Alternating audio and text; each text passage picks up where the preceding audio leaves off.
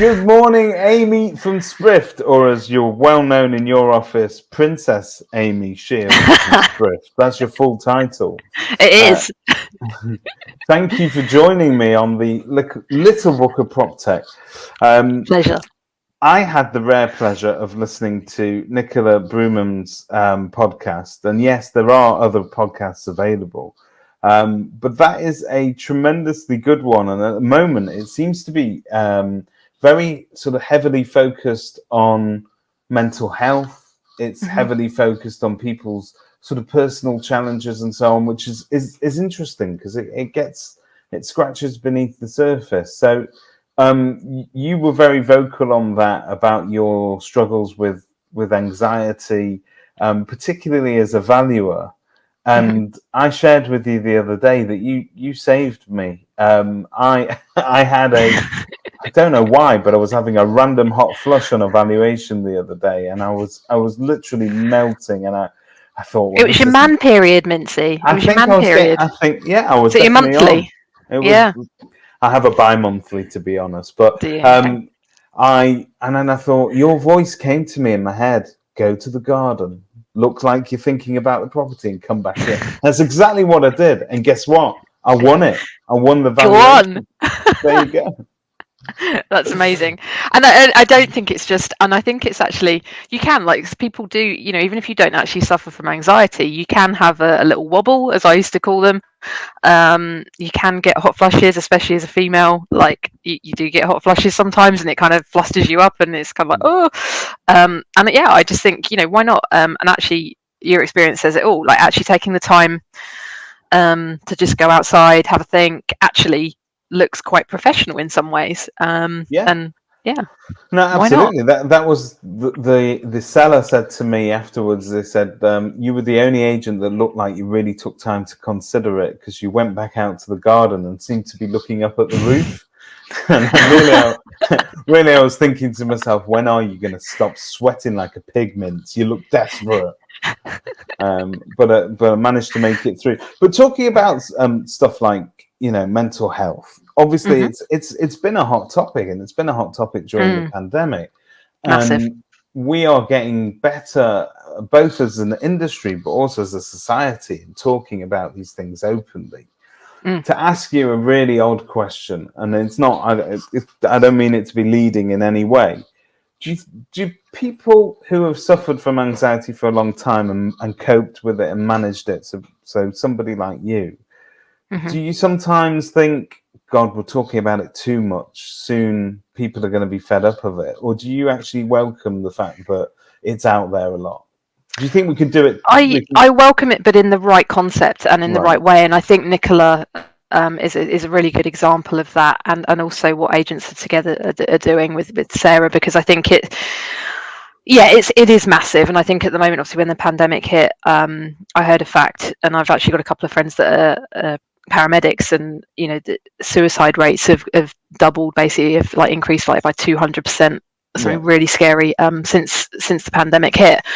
And so yes, it does need to be talked about more, but I think it needs to be talked about in the right way and in a helpful way, and not, and this is going to sound really awful, but not people jumping on the bandwagon as well. I think sort things like Agents Together are, and I think it is really hard. You know, I've suffered with it, you know, for many years, and it was a stigma back then, and I was scared to talk to my bosses about it and my companies about it, because you are worried about what people's perceptions are going to be.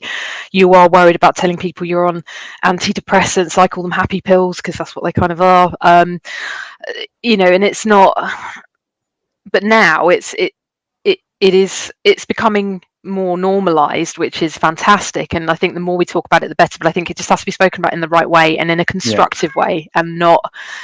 And I think the biggest, I don't know really, and I think Nicola's again touched on this. My cat, by the way. Hello. I can see a cat. In a way that, you know, employers need to stand up now and not, and support their staff, and not be, and make sure that their staff aren't concerned about them, and actually going to, you know, saying that if you have a problem, it's okay, and if you need to take an afternoon off work because you're struggling, it's okay. And yeah, I think that's the best thing that's kind of come out of it, is the awareness for employers, that actually their staff, and especially in our industry, you know, we've been out there, we've been working. The estate agents have been out pretty much on the front line, for goodness sake. They're going in people's houses, they're mingling with people, they're meeting strangers, going in their houses, valuing them, doing viewings. And I think, you know, from my part, if that had been me and if I was still an estate agent, I definitely would have struggled with that. And I think, you know, because a lot of them have been incredibly sensible and really shut themselves away from their families and be like, you know, I'm out with the general public now, so I have to be even more super careful. And that's hard. Like, you know, if you, do you know yeah, what? I think agents have done amazingly.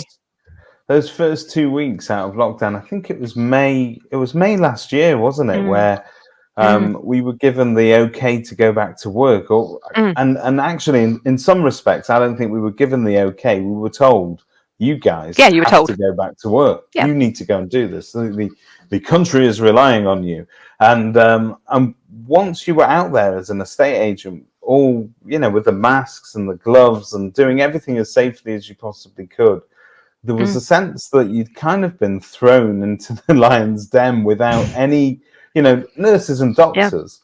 And very little guidelines as well. You know, Yeah, I remember there was lots of talk, wasn't there, on Facebook about the guidelines that just weren't there, and loads and loads. And I'm not for a second comparing what we do to nurses and doctors, although I do feel like a everyday hero myself. But it was, you know, they're expected to do it, but the estate agents were out there on the front line dealing with members of the public. We have a duty of care both to ourselves, our staff, but also to the public in a context that had very little guidance at the time. So there were those first couple of weeks definitely scary times. And I think, you know, hate to bring Proptech into this, but you know, when you know, we're on a Proptech webinar, right? But I think, you know, what was amazing back then was actually how agents really did embrace all the virtual stuff and the how can we do it differently? You know, how can we value houses remotely? You know, Michelle Gallagher's like an amazing example of that up at JDG, and just incredible of just completely embracing a new way of working and a safe way of working. But yeah, I mean, I spoke to so many agents back then who were actually having almost like a moral argument with themselves in their head. They were like, on one hand, yeah, I can't wait to get back to work, do some business, get some sales in, get some houses on, and all the rest of it. And on the other hand, they were like, but I'm then going out mingling with the public, I'm going to people's houses, and then I'm going home to my family, you know, in the middle of a pandemic. And it all just seemed a bit skew-whiffed, didn't it? And I think the anxiety and the mental health with that is huge as well. You know, I spoke to a lot of agents that struggled with that mentally, and also how busy you guys were. You know, it was insane. Especially because it was crazy. We had 3 months of wearing pajamas and sitting around at home wondering what it is we're going to do. And again, that is one of the biggest changes you have to adapt from. If I said to you, right, we're going to give the entire world and the entire country a month of great weather and the entire month off work, you'd probably say that's a dream scenario. But actually, the minute you're told you cannot go about your daily routine, so whatever's important to you, if it's your work routine, if it's your exercise routine, if it's the gym, whatever it may be that forms your day-to-day activities, to be told you can't do it and that life has to stop, that brought on such a wave of anxiety. I can't even tell you. It was you know, and most people, I believe, in our industry were the, you know, the type of people that they rely on their routines a little bit, don't they? Yeah, absolutely. And when you suffer from anxiety, it's so my brother is autistic, and very autistic. He's very high on the spectrum.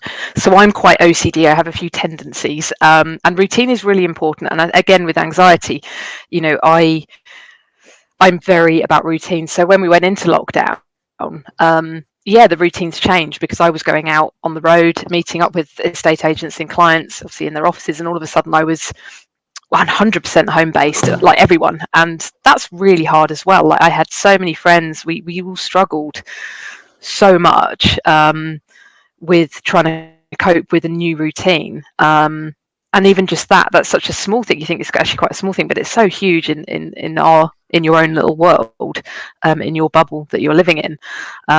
And that was really hard. So I had to very, very quickly set a very strict routine for myself that, I went out at lunchtime for a walk, and then I went out again at kind of 7 o'clock-ish every evening, and set my routine. And we very quickly implemented at Sprift. We were very lucky. We very quickly implemented team meetings, every day at 9 o'clock with me and my sales team. And then we have a weekly company Zoom meeting on a Friday afternoon at the end of the day. And that is still in place. So for a year now, we've had an amazing company meeting at 5 o'clock, which is everybody. And as we've grown, the meeting now is just crazy because there's so many of us, and it's just so much fun. And it just ends the week. We finish work a little bit early, and we just finish the week on an absolute high. We all talk about the successes for that week, and that's just lovely because we very quickly, you finish Friday at home, and you're at home on your own. You finish work, and it's like, oh, that's it then.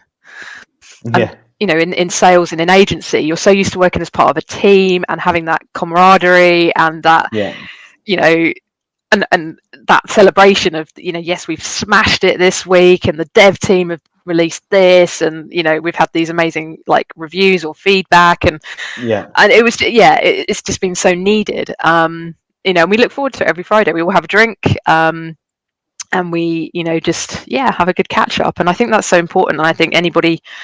I know a lot of companies that have done that, but I also have friends where their companies didn't do any of that, and it's kind of it's quite sad. I think they missed an opportunity. I think if they didn't do it, I think the companies that have managed to maintain a culture, because let's face it, working from home, as a lot of us will be doing more of that, less of it. Who knows? But when you're working from home, it can be lonely. And because you haven't got that camaraderie, have you? Yeah, you can't just sort of shout across the office to somebody. So it becomes it's something that's a struggle, and I think this at Kerfuffle they have this sort of group messaging that's constantly chugging away all day. And what's beautiful about that is you feel that they're there, if you know what I mean. If you need to sort of talk to somebody. Yeah, we have that too. Yeah, we have. We have that too. We have Slack, which is, it just pings constantly, but it's great, and you do feel like you're still part of that team and kind of working together as a company.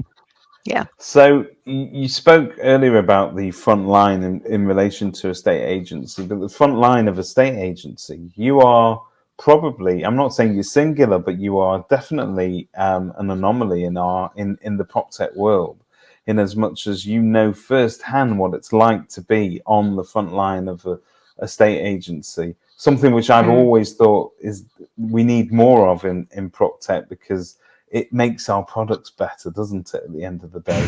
And the advice that we can sometimes, Proptech, if it's not careful, can be a solution looking for a problem.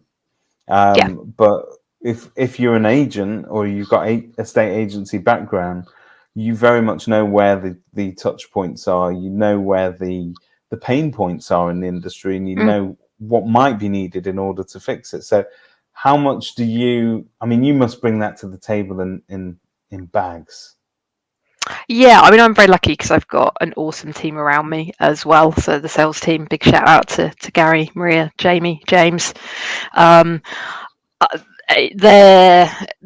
all bring something to the table, and it's the one thing that you really used to annoy me as an agent. I used to get thrown bits of Proptech and told to test things, and had super amounts of training. And I think one thing that I know that really used to really get on my nerves was being told how to do my job. Firstly, because we've got a bit of an ego. We're salespeople, right? You don't want to be told how to do your job. So I'm very conscious of that, and so are the sales team that we have at Sprift. So we very much just want to listen to the agents that we work with, understand, like I said, their pain points, the issues they have. Maybe, we've worked with some agents that have said, we really want to increase our valuations to instructions ratios in certain offices. And how can Sprift help us do that? Or, how can Sprift help us get us some more valuations? How can we do a bit of prospecting? How can we, a big one for us now is obviously helping agents reduce transaction times, which has been a huge obviously issue for the industry for many years, but it's really coming to the forefront now. And how can upfront information actually help that? And it can. We've got some awesome features that have just launched, and we've got some stuff coming out later this year that's going to really push that concept and idea forward. So yeah, I mean, Sprift has been completely built on feedback from agents that we've been working with over the last 2 to 3 years, and certainly from Matt's point, obviously for 5 years now. But I think having that industry knowledge has helped. I mean, Matt, picked my brain apart 2 years ago on just some of the processes really that we go through as agents, I think, and yeah, what do we struggle with? How can we help? I think is the main line that I use. It's that, why have you contacted Sprift? How can we help? What is it you're looking for? And then you just get talking and understand kind of what it is they're looking for. And you can really tell. Yeah. If you use Sprift today compared to 2 years ago, and I looked at it a couple of years ago, and I'm now a proud Sprift user today. The two, it's like night and day. It's like two completely different products. And I think what you guys have done is you've taken agent feedback and you've incorporated that into your model, and you've not ignored it. Some suppliers are guilty of that. They think that the agents just haven't got what we're going for yet. Well, no, it's the other way around. You need to know what the agents want you to go for, and you guys have done that, and I really, really admire it. Yeah, and I think we took a lot of time, and Matt was very keen to make sure the product was right. And he spent with his data team, the first couple of years of Sprift's infancy, making sure the data was right and we had the correct sources for that data, and through API work and making sure the data was correct, because property data is a complete mess. It is an absolute nightmare. It's a jungle, literally. And I had no idea as an agent. You jump on all these websites, and I remember back in the day in my diary I had about 20 different logins for all the sites I used to have to go to for research on properties. And the whole point and the initial concept of Sprift was to put all of that information and data in one place for every property in the UK. And then, once Matt had done that, and we had that down, it was like, okay, well, what next? Now, so we've got all the data in one place. How does that help agents? So we've done, Sprift is obviously massively time saving. We all know that. But it's like, okay, well, how can we then help agents with their pain points? How can we help them win more business? How can we help them reduce transaction times, fall throughs, and prospect more? There's all these things that agents go through on a day-to-day basis that, we can and we want to help with. But it is all down to the agents, and so many agents that we work with have given us just the most awesome ideas, and then stuff that they say, and I'm like, oh my God, I didn't even think of that, or Gary, didn't think of that. And it's just, it's constant. It's awesome. And it's a constantly moving target, isn't it, really? And you're always trying to sort of make it better. And that's what I love about it, is that you also play well with others. So you've got some interesting tie-ups. I know we want to be friends with people. Like, it's we love working with other companies, and it's super exciting. I mean, the buzz around the Acaboom integration was phenomenal. We've got another very exciting one being announced next month with the CRM, which is super cool. But I had a lovely conversation with another CRM this week. But there's been lots going on, and it's just nice. And the ICG is all about that as well, and that how we work together and can help each other as businesses to essentially help the agents more. We want to work together to help the agents. So you're delivering immense amounts of value to those agents on a daily basis, and they should definitely check it out. Going back to being an agent, though, because you did do it for... I mean, I went on your LinkedIn profile. By the way, that's me stalking you. But I've been on that, and I went through it, and what struck me was that you were there. You were in businesses for quite a long time. I mean, you were at Romans for about 15 years, if I'm not mistaken. Romans for 12 and a half. Wow. 12 and a half years at Romans, and then 4 years at Davis Tate. Yeah. So these are not short stints, because in our industry, we've got a lot. The world is split between people that either stick around for a long time or people that move every 12 months, and they just seem to always be at another company. Yeah, so absolutely. And I will go back to agency, and I've always said that. Like, I'm an estate agent at heart. And one thing that I absolutely love, when we get feedback, or an agent calls me, and it sometimes it's just like the lister will ring me and say, "Oh, Amy Sprift just helped me win this instruction," and that for me is just like the best feeling in the world. It's like, yes, come on, and it's for me, it's all about business winning, right? You can't take the agent out of me, and I can't wait to head into retirement and just go and do viewings for fun. I'll probably go work for Ed Mead as a Viewber or something, I'm sure Ed would be super happy to have you on board. You'd make an awesome Viewber. Do you think that's where estate agents go when they're looking at retiring? At retirement, I don't know. That's probably really bad to say that, isn't it? Sorry, Ed. But no, I always just had in my head, I've always been like, I never want to leave the property industry ever. It's such an exciting industry, and I fell in love with it. That was going to be my question. So my question always, how did you get into it? Because everybody that I talk to mostly says that they fell into it by accident. But these days, it can be a career choice for people. People are actually sort of leaving school and thinking, or university, and thinking, well, this is what I'd like to do with my life. It was a bit weird. It was quite random.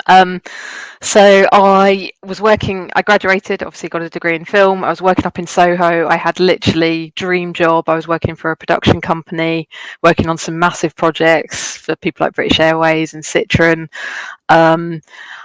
Met David Attenborough, which is so cool. Is he as nice as he seems? Oh, he's so lovely. He seems like a really friendly old grandpa that, teach you about the world. Yeah, so lovely. But it didn't give me that buzz. And as much as I enjoyed the job because it was great, you met some really cool people. Film shoots are really exciting. I just didn't have that buzz. And I made a promise to myself when I left university that I would never do a job I wasn't truly happy in.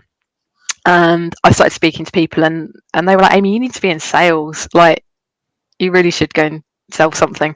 Yeah. So, because I was a junior producer, so I was just an organizer, if you like. So I just organized everything, and I wasn't getting that buzz from it. And I randomly, so I looked at, okay, two things. Do I go sell cars or do I go sell houses? Because I love cars. I like houses. That's cool. And it was like, okay. So I made a few phone calls, and I only approached two estate agency companies, both here in Berkshire where I live. Romans was one of them. And I instantly got just a really good feel when I walked into the office. So the other company that I walked into the office, and it was like the gauntlet. So I had to walk down the middle of the office in front of all these, the classic estate agent, the big tie, the brown shoes, the spiky hair, toxic males. And I was just like, oh no, I don't want to work here. This is hideous. I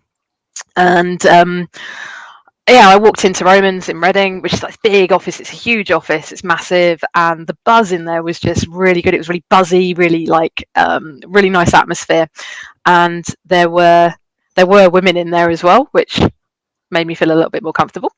I met the HR director at the time, had an interview, and she literally pulled the branch manager, a guy called John, straight up into the interview, and that was that. It was done. And it was really odd. And then I was sat in Soho Square, and I was like, oh God, what do I do? I've been offered this job by Romans. It's like, my parents were like, you've just gone to university and done a degree in film. What are you doing? They were a little bit like, my mum was quite supportive, but my dad, was a bit like, you're just throwing away 4 years of your life. What have you done? You've just got yourself into a stack load of debt and all the rest of it. It was a hard decision, but I went with my gut, and I left. You never looked back. And joined Romans, and instantly instantly was just like, wow, okay, this is what I've been missing, and why did I bother even going to university? So yeah, and it was amazing, and Romans, are phenomenal. They're known for their training. Back then it was obviously under Dale Norton's days. I got my NVQ level 3 in residential sales. I was NEAE registered, and all that kind of stuff. And phenomenal. And I was going to talk to you about training, because I've spoken to Tom McGee this morning, who was also singing your praises. He was we were talking about products that have evolved and that are impressive, and things that he was considering, and obviously Sprift is very much one of those. But we were talking about training, and that sometimes agents, particularly in smaller agencies, we overlook the importance of training, because there isn't that training culture there, in the same way that there may be at a sort of big corporate branches where training is part and parcel of what they do, and it's not alien at all. But you've been trained within an inch of your life, because we spoke about this the other night, and you've been through the best and the worst of the industry trainers, and you really value it. So massively. And I'm so happy, because I'm back with Peter Knight on the Future Leaders course, which I joined just over a month ago, and it is just amazing being back in the training room with Peter Knight. So yeah, I really value training, and I think self-growth learning is so important, and it's something Matt and Ash, our COO, are very very keen on. I have mentoring sessions with Ash every week, and for me, it's very, very important, and something I definitely missed as an agent, because I was in constant training. You work for someone like Romans, where you are put on training, like crikey, it's like something every month's going on, and but it's good, because it does develop you and it makes you grow. And there's no way I would have been such a successful agent and kind of got to where I got to in my career as an agent without that training. When you're sent away to foreign countries with Peter Knight and Josh Phegan for 3-4 days, you don't come out of that not having learned something. And people, Julian O'Dell, Richard Rawlins, Adam Walker, all of it. I've had, I think, every kind of training going, and I don't think there's been one training session where I've not walked away with at least one. And what I think is the most amazing thing that we've learned over these last 12 months is that, because always we used to prefer to do training in the flesh. I mean, because face to face, how can you beat that? But over the past 12 months, we've adapted to sort of doing this all online, and there is some tremendous online training.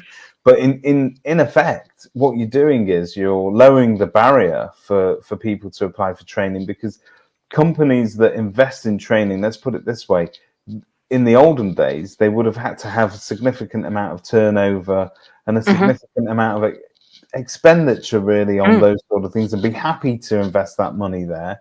But now I think you don't need to lose a member of staff for the whole day. You don't need to send them on holiday with Peter Knight and Josh Phegan. Oh, you do? As lovely as that sounds, I bet he's an absolute gentleman. But you don't need to sort of take that massive time out if you don't want to. There are tremendous online learning platforms. So the one that we were discussing the other night is the one that Kerfuffle are now offering to sort of agents as part. Tremendous value for £36 a month. Get the plug-in. Go on.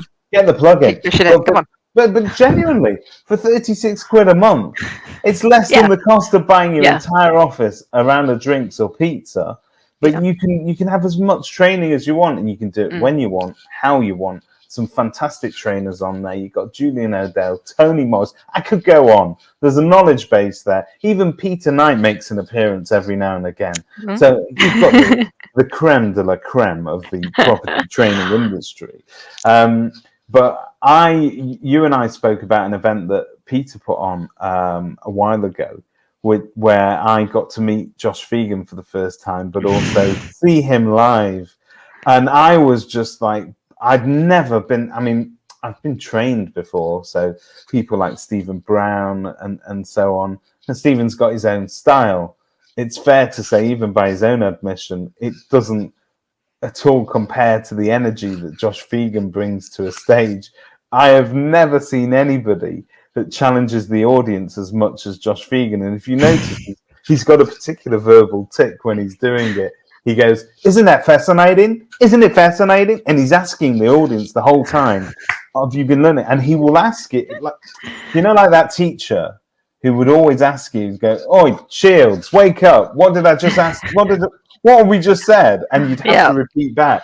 Josh does a lot of that, and he gets people really sort of riled up. I think training can have the effect of actually sort of reinvigorating you. Yeah, absolutely. There's two people, one of you just mentioned, that I'm actually quite gutted I didn't have agency training from, and that one of them is Stephen Brown. I never had any agency training with him, and I've listened to him, and he's just amazing. Just what a knowledge bank going on up there. And the other one, Charlotte from the Able Agent, because she's just brilliant as well. And you just, there's just so much out there now and I think you bang on all the independent branches that have these young agents that really now need to just grasp that, get them their training, get them their NVQs, it will grow them, and then they won't leave and go to companies that do offer that, because they're looking at career growth. They want to grow, they want to learn, and it's really important.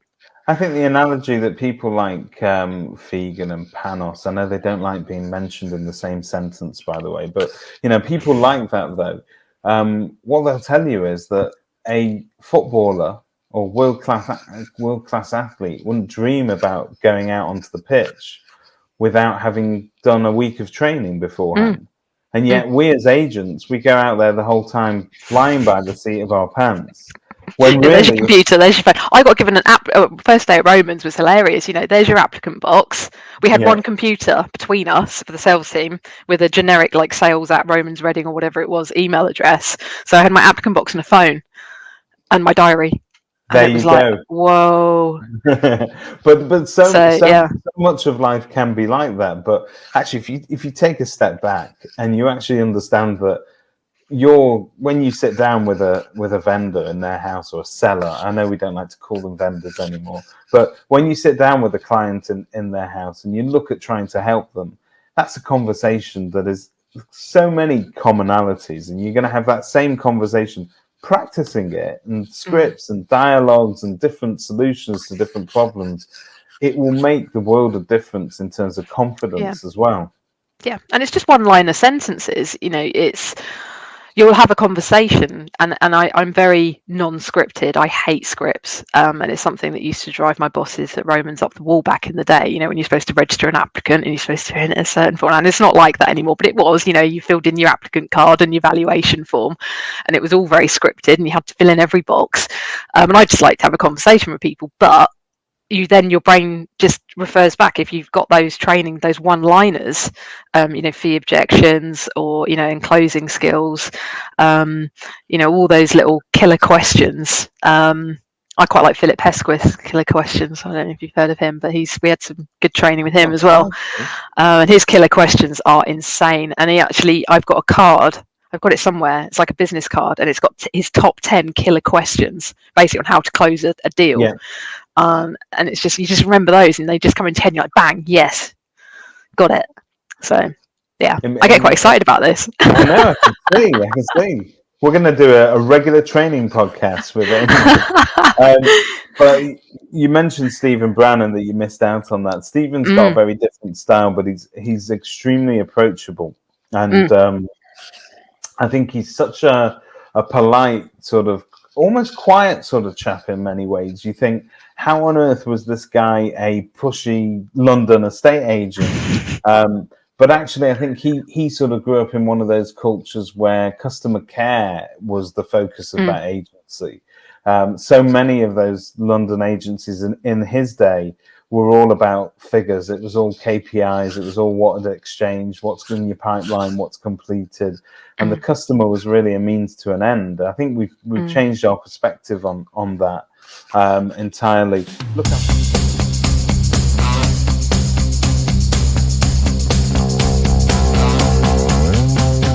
Amy. Are you up for playing a game? Go on then.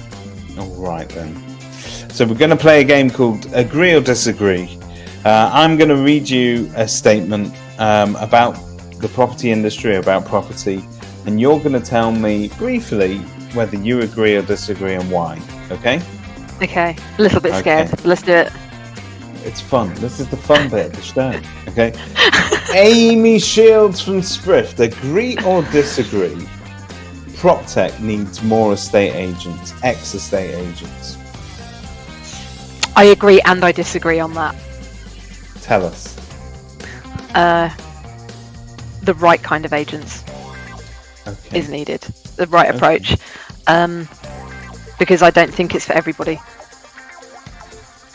The industry as a whole isn't for everybody. No, the Proptech industry isn't for everybody.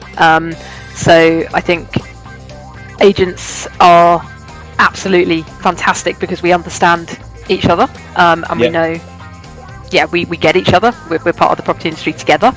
And I've had some amazing conversations with agents because they know I'm an ex-agent, so they know I'm going to get it. But I also think that sometimes they're not always the best, because I've got two fabulous members of my sales team who used to be portal account managers, and they are also awesome. I think property industry experience is very important, but not necessarily just ex-estate agent. Right. Fair enough. That's a good answer to that question. Thank you. You passed. That was the first one.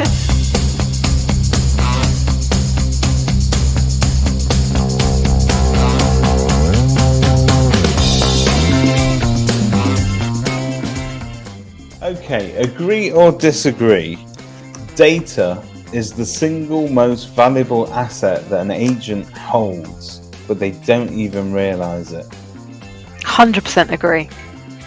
And Stephen Brown would back me on this. Your CRM, your database. Oh my goodness.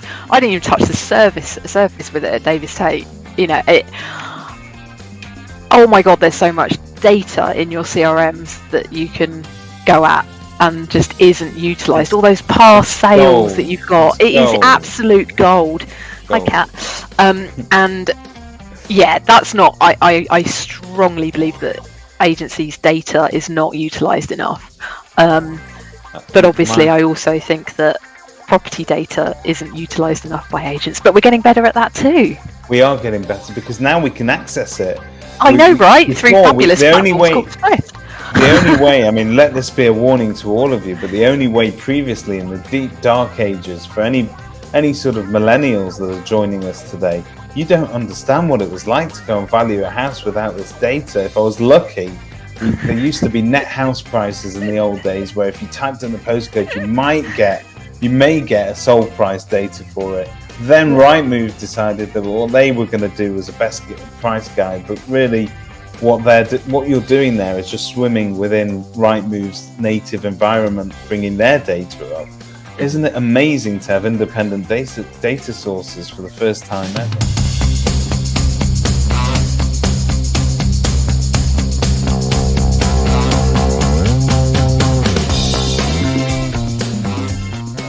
Okay, agree or disagree?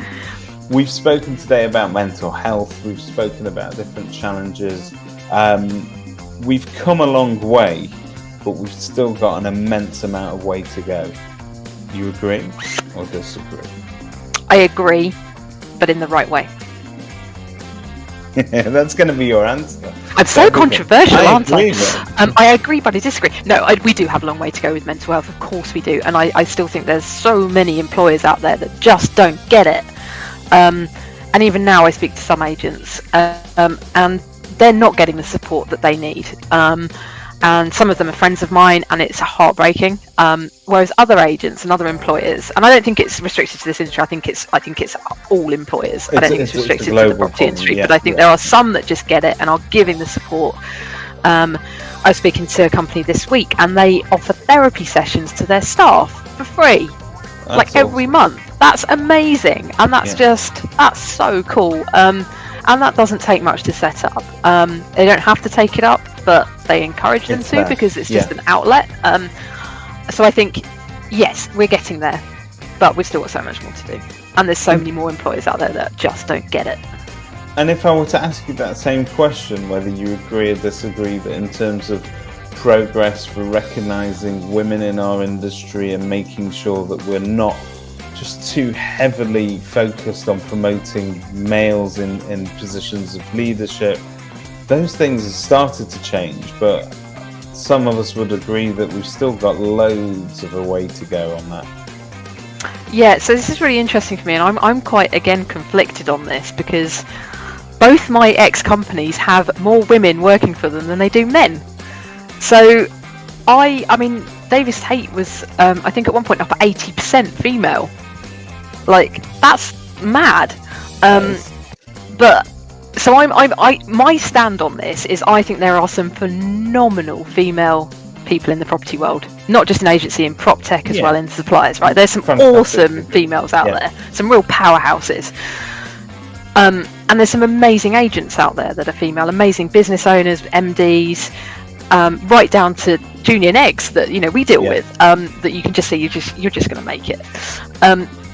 I have a strong feeling that we're just a lot less shouty on social media as well. I think that there is a lack of presence from the female side of things in the agency world. There are some that are awesome and are out there.